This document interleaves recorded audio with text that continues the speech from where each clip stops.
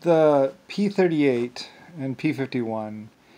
Well, technically, the P-38 was actually of a different set, really. The P-51 was just something that I made. I added it in because, well, the engines. Like you'll find out that a lot of aircraft actually didn't have the radial engines in them first.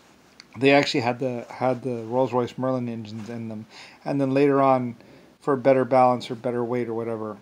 Well, I mean, they changed them basically. They had more power, I think. If you add a bigger radial engine, you can actually. There's something that they did basically, where they just refitted a lot of aircraft for the radial engines. Originally, they had the other kind of engines or another kind of engine. I forget. Maybe they did redesign it and rebuild it. But originally, a lot of these aircraft were actually available with the Rolls-Royce Merlin engines in there, and not the what's called the radial engines. And I think they just took the aircraft and basically moved the wings forward.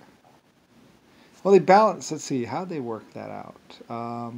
Bigger engine, more. Well, you put more weight in the. Anyway, some of them were more nose heavy, basically, and basically we use fuel to compensate.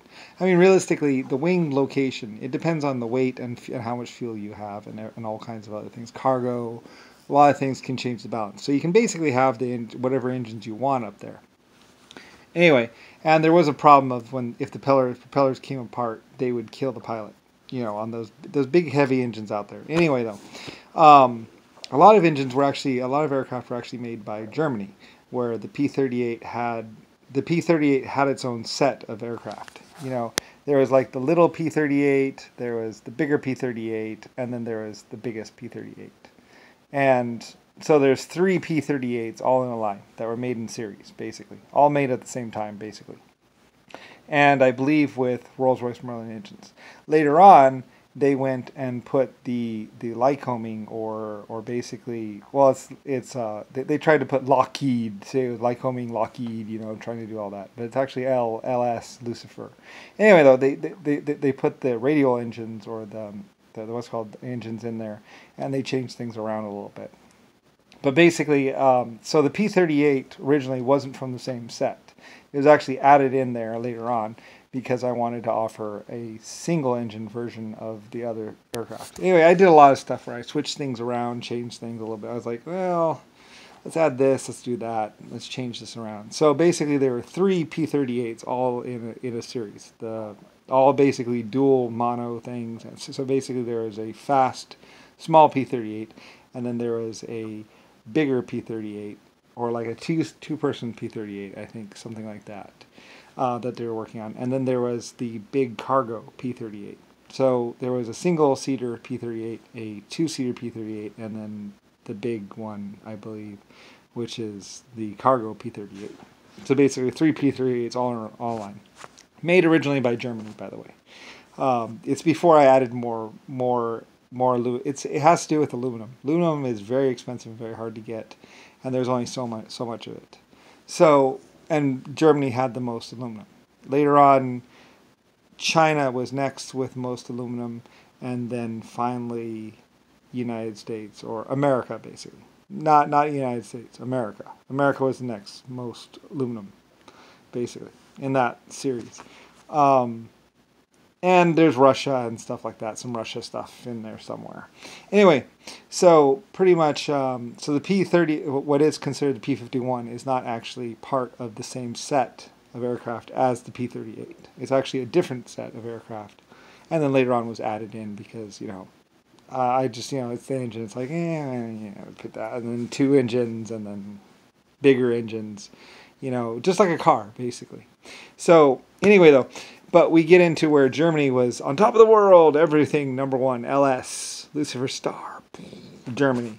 And then you start getting into where basically, and that's another reason why Marine One. You'll start hearing references to Marine One, our boys in blue, or our combat boys are out there fighting the good war. And you'll hear a lot of Nixon saying a lot of things back on the films and all the videos and all the other things about fighting a war or whatever. and or spreading democracy or those Reds or whatever, you really got to get the Nixon files and the Nixon videos to really understand everything about it, because he played a huge role in everything with the lies and everything else. And John McCain stuff, and you really got to look at John McCain really, really carefully, because he was a big part of everything too, and basically everything to do with. And then there's also Mr. Brown, Harlem and Wolf. You got to look at them as well, and Mr. Brown and Mr. Black, and basically what happened at the they called it Three Gorges or something like that, which was the Black whatever, basically the Hoover Dam now. Anyway, there's a lot of lies and confusion, basically, where JFK, Nixon, and all of them were doing this huge lie, and basically they were crushing Germany, and also, and most of the actual effect was pretty much basically Africa, and basically Mr. Brown, basically what's called Michael Jackson, and and look at coax cable companies. And also so because most of the coax cable actually came from Germany. Most of everything came from Germany, because that's where the best metal, the best manufacturing, that's where everything was basically Germany. It was this powerhouse of production and manufacturing. Everything else was secondary. No other country could match Germany for production and manufacturing and research and development or technology. No one. So anyway, so that's where they designed everything, and they did everything. And then basically Hitler wasn't even part of Germany. He wasn't really anything really. He was part of the Republicans and everything else, and just speaking, talking, and where history is kind of separated. Anyway, though, where basically everything you saw on TV or everything you heard about was basically pretty much a lie. Because Nixon would talk about Marine One. The Marine One is gathering valuable intelligence for us out there, and we need it. And basically, really, realistically, it was pretty much John McCain's personal sky skipper or whatever. He was basically flying around, and they would go look at factories that they want to take over, and they would look, and then some combat boys. Our combat boys are doing vital military stuff that's vital to the war. And all that, and basically that they're talking about Marine One and those aircraft in France, and pretty much, I think they called it the rape wagon, and also you hear about they're on the bus, and basically what they're talking about is that aircraft, it's an Airbus or whatever. Anyway though, basically where John McCain, Richard Nixon, and everything you saw on TV about JFK and everything was basically just confetti. And basically had nothing to do with the government and nothing to do with anything. And pretty much JFK and Richard Nixon everybody was trying to do everything that they could to find out about what was around the world and what was going on. They knew nothing of the government, and they knew nothing of anything. And they were just talking to the public through cable access mostly. Free cable access. That's how they did it. That's what that's their campaign front. It was basically the train at the White House, which they would go and pass out soda pop from.